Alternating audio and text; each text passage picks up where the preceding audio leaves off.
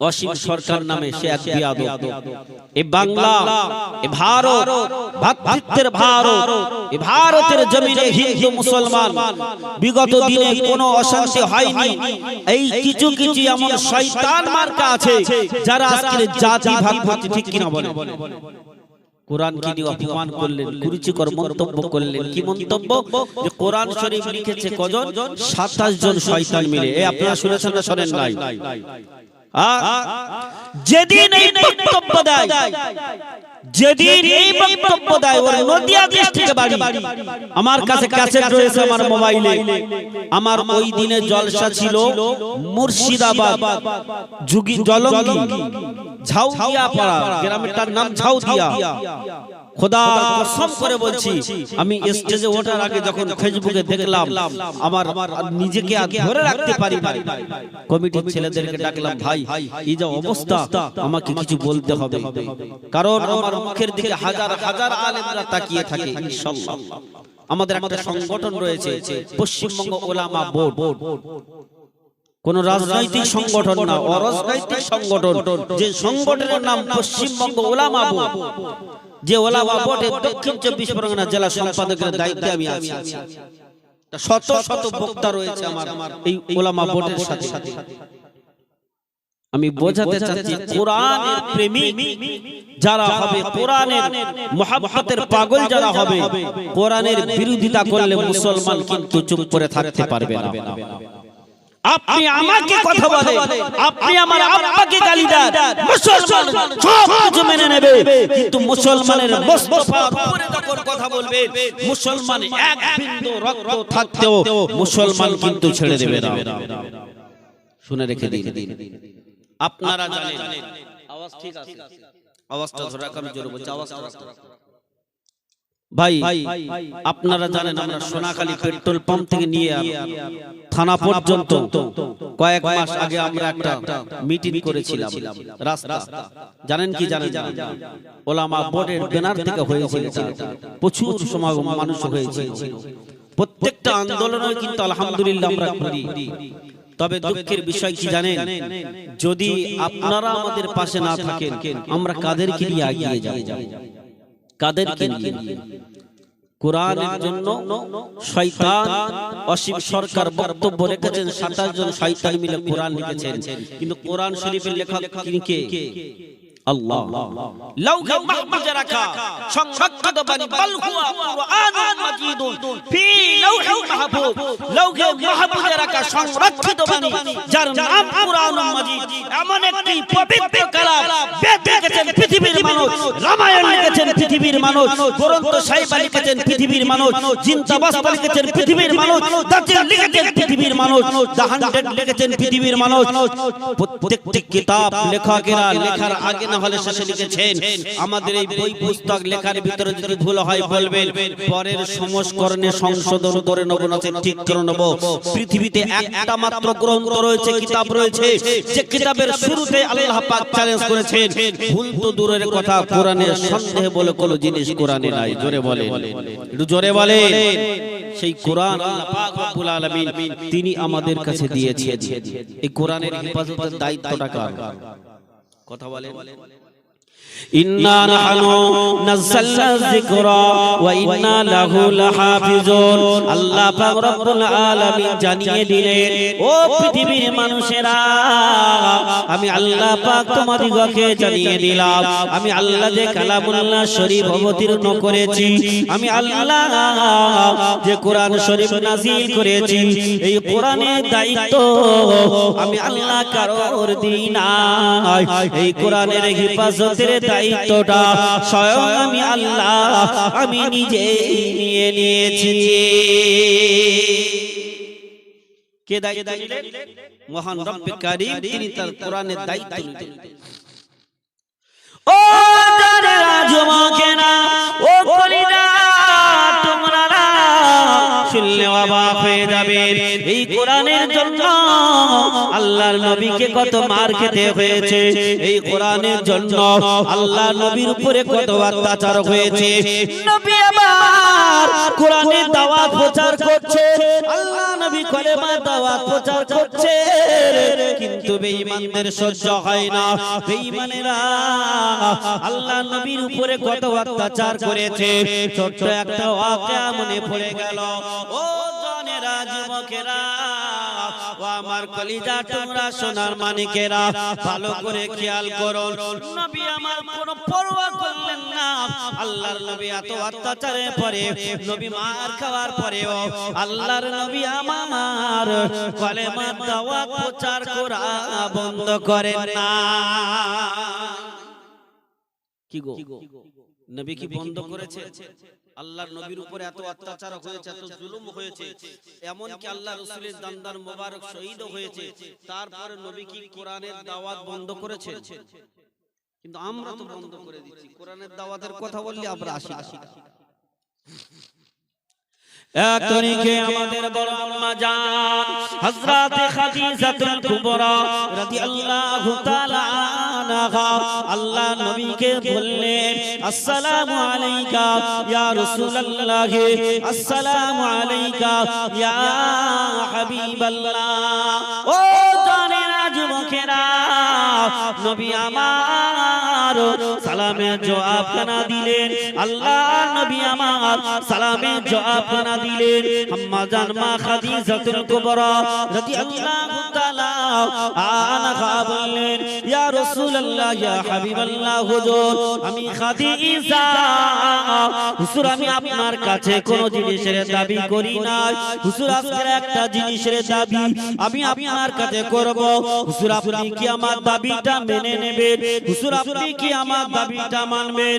ও জানেনা যুবকেরা, আল্লাহ নবী বললেন, খাদিজা, ও বিবি খাদিজা, কি দাবি তুমি করতে চাও? এমন কি দাবি তুমি করবে?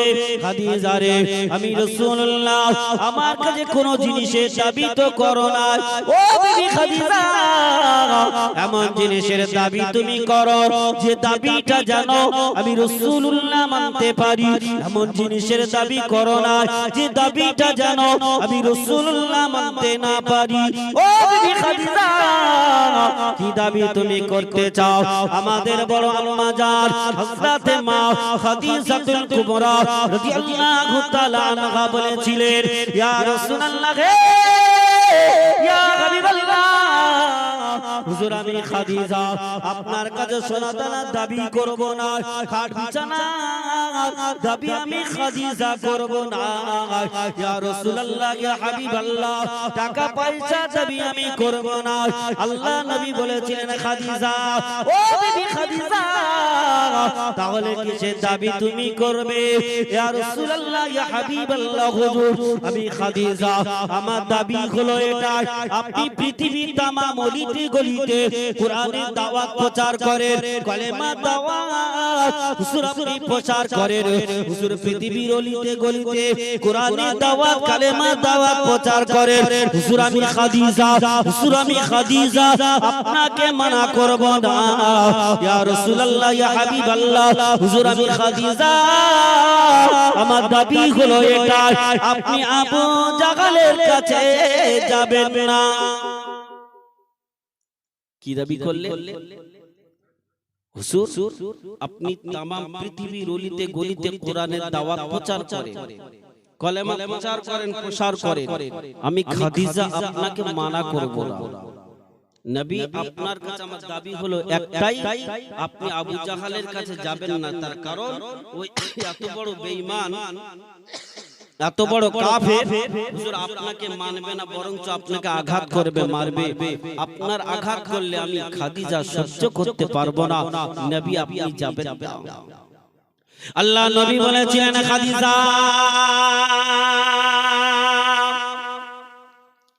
ও বিবি খাদিজা, ও বিবি খাদিজা, না না না না, আমি রাসূলুল্লাহ জানিয়ে দিলাম, আমি রাসূলুল্লাহ হাবিবুল্লাহ জানিয়ে দিলাম। আমি আগে বলেছিলাম, খাদিজা রে, এমন দাবি তুমি করো না যে দাবিটা জানো আমি রাসূলুল্লাহ মানতে না পারি। ও বিবি খাদিজা, এমন এমন দাবি তুমি করো তোমার দাবি যা জানো আমি রাসূলুল্লাহ মানতে পারি না না না না না খাদিজা রে তোমার দাবি খানা আমি রাসূলুল্লাহ মানতে পারলাম না তার কারণ হলো এটাই খাদিজা ও বিবি খাদিজা আমি রাসূলুল্লাহ যদি কোরআনের দাওয়াত কলেমার দাওয়াত যদি না নিয়ে যায় আবু জাহলের কাছে না নিয়ে যায় কাল কিয়ামতের দিন ময়দানে মাশার দিন আমার কোটি কোটি উম্মতিদের সামনে আল্লাহ পাক বলবেন হাবিবি প্যারা ও আমার হাবিবি প্যারা আমি আল্লাহ পাক ওয়া মা আরসালনাকা ইল্লা রাহমাতাল লিল আলামিন আমার হাবিবি প্যারা আমি আল্লাহ পাক तमाम জাহানের জন্য আপনাকে রাহমাতাল লিল আলামিন করে দিয়েছিলাম হাবিবি প্যারা আপনি কেন আবু জাহলের কাছে যাননি ও বিবি খাদিজা আমি রাসূলুল্লাহ সেদিন ধরা পড়ে যাব বেইজ্জতি হয়ে যাব অপমানিত হয়ে যাব না না না না না আমি রাসূলুল্লাহ তোমার দাবি খানা মানতে পারলাম না কিসের জন্য কিয়ামতের দিন আল্লাহর দরবারে হিসাব দেওয়া লাগবে আল্লাহ বলবেন কোটি কোটি উম্মতিদের সামনে আল্লাহ তার বান্দা বান্দীদের সামনে তার মুস্তাফাকে জিজ্ঞাসা করবেন হাবিব আমি আল্লাহ আপনাকে রাহমাতাল লিল আলামিন করে পাঠিয়েছিলাম আপনি तमाम গলিতে গলিতে কলেমা প্রচার করেছেন কোরআনের দাওয়াত দিয়েছেন কিন্তু আপনি আবু জাহলের কাছে যাননি কেন আমি রাসূলুল্লাহ ওই দিনে অপমানিত হয়ে যাব লজ্জিত হয়ে যাব লজ্জায় পড়ে যাব সেই জন্য করে খাদিজা তোমার দাবিটা আমি রাসূলুল্লাহ মানতে পারলাম না এর নাম হলো কোরআন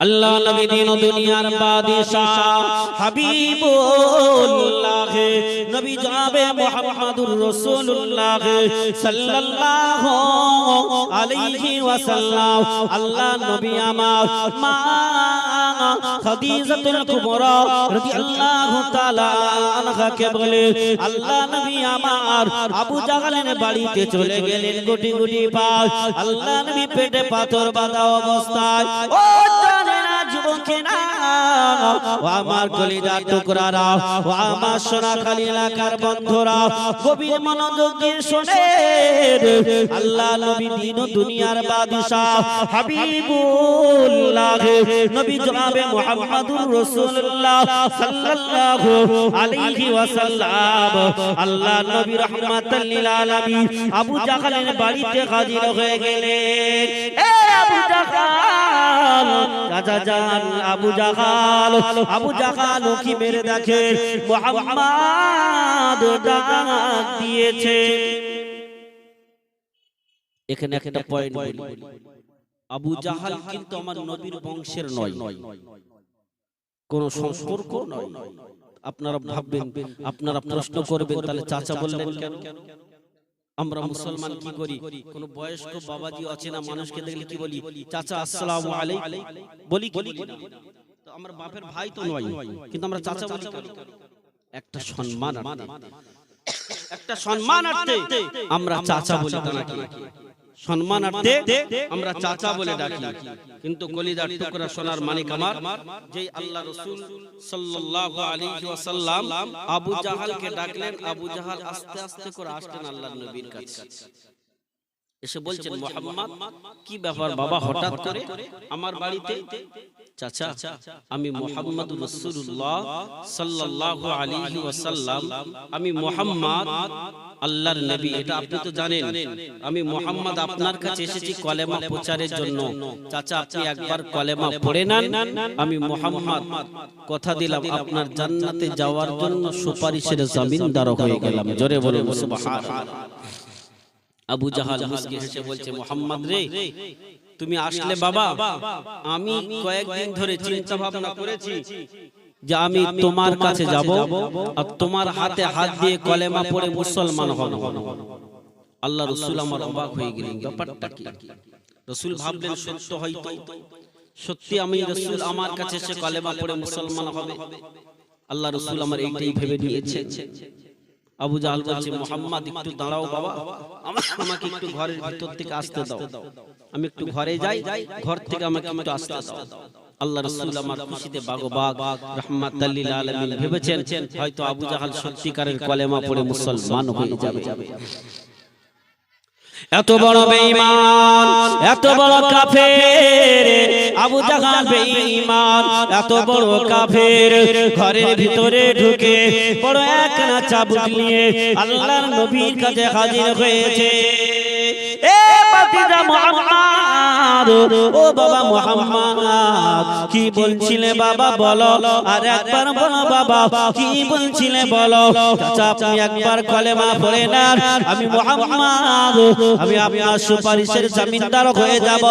ও জানেরা যুবকেরা, ও আমার কলিজার টুকরারা, আল্লাহ নবী যেই নেই কথা বললেন, আল্লাহ রাসূল যেই নেই কথা বললেন, আবু জাহল এত বড় বেঈমান, এত বড় কাফের আবু জাহল বেঈমান ওই চাবুকখানা নিয়ে আল্লাহর নবীকে আঘাত করতে শুরু করলেন। আল্লাহর নবীকে এত মারামারি, আল্লাহ রাসূল দাঁড়িয়ে থাকতে পারেন না। নবী আমার পেটে পাথর বাঁধা অবস্থায় ছিলেন।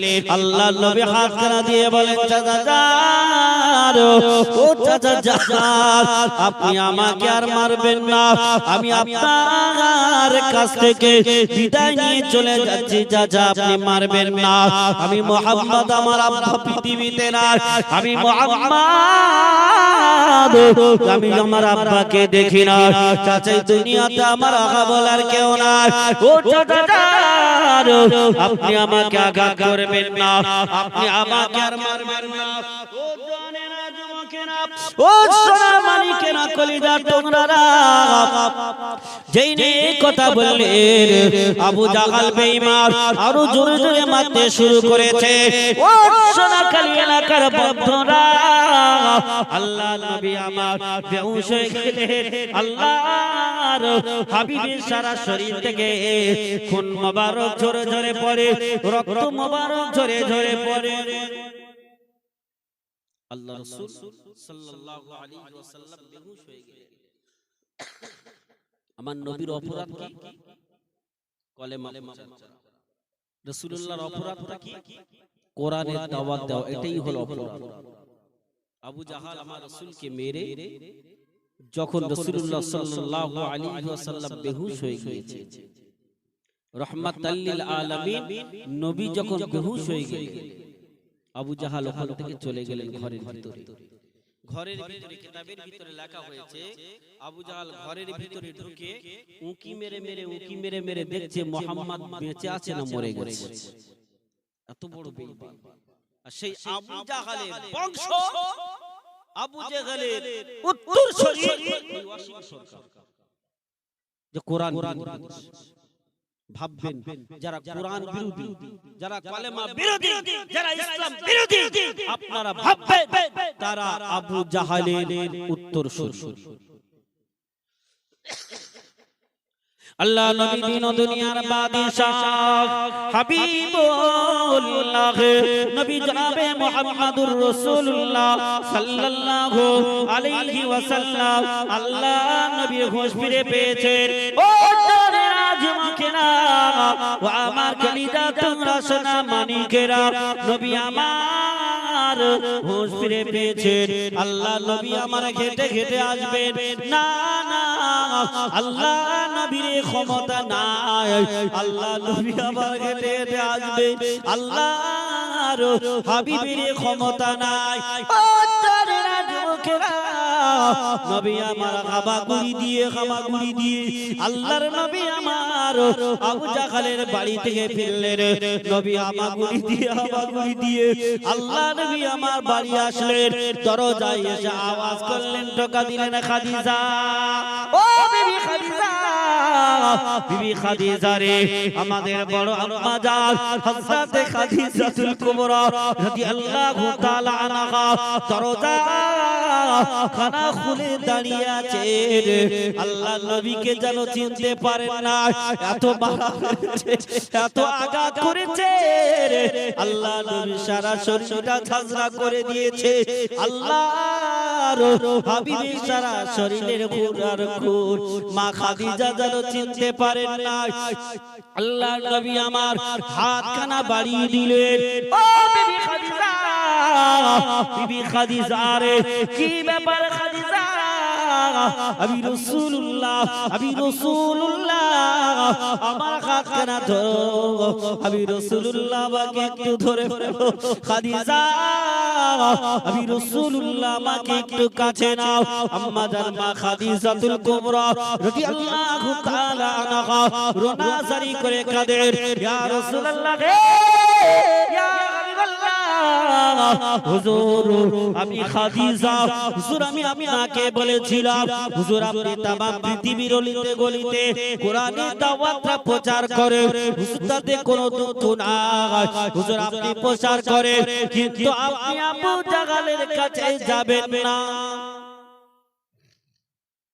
নবী আমি তো আপনাকে বলেছিলাম আপনি तमाम পৃথিবীর অলিতে গলিতে কোরআনের দাওয়াত প্রচার করেন কলেমা প্রসার করেন কিন্তু আপনি আবু জাহালের কাছে যাবেন না আমি তো আপনাকে মানা করেছিলাম হুজুর আপনি কেন গেলেন আল্লাহ নবী আমার গর্জন করে বলেছিলেন খাদিজা ও বিবি খাদিজা না না না না আমি রাসূলুল্লাহ হাবিবুল্লাহ জ্বালিয়ে দিলাম কোরআনের দাওয়াতের জন্য কালেমা প্রচার করতে গিয়ে যদি আমি রাসূলুল্লাহ আমি শহীদ হয়ে যাই তাহলে কোনো দুঃখ নাই ও বিবি খাদিজা আমি রাসূলুল্লাহ আমার শরীরে যদি এক বিন্দু পরিমাণ রক্ত থাকে খুন থাকে আমি রাসূলুল্লাহ জ্বালিয়ে দিলাম আমি রাসূলুল্লাহ তারপরেও কলেমা প্রচার করাটা বন্ধ করব না জোরে হবে না রাসূল বলছেন এক ফোঁটা বিন্দু পরিমাণ যদি আমি রাসূলুল্লাহ আমার গায়ে খুন থাকে তারপরে আমি নবী কথা দিলাম কোরআনের দাওয়াত প্রচার করা আমি রাসূলুল্লাহ বন্ধ করব সেই কোরআন শরীফ আমরা পেয়েছি না পাই নাই সেই কোরআন শরীফ পেয়েছি আপনারা তো পেপার পত্রিকায় দেখেন খবর তো দেখেন কোরআন শরীফের অপমান করেছে কোরআন শরীফকে পুড়িয়ে দিয়েছে কোরআন শরীফকে লাথি মেরেছে দেখবেন অর্ধেক অংশটা কুকুরের মতন আর অর্ধেক অংশটা মানুষের মতন আছে না না আমার কাছে ছিল 2000 সম্ভবত 4 সালে কি 5 সালে দেখছিলাম কোরআনের বিরোধিতা যারা করেছে তারা দুনিয়াতে বেইজ্জতি হয়েছে মরণের পর তো জাহান্নাম ছাড়া তাদের আর কিছু নাই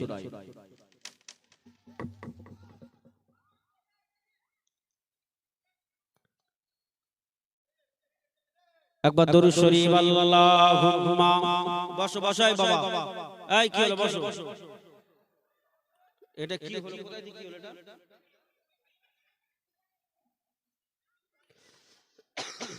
এই বাবা বসো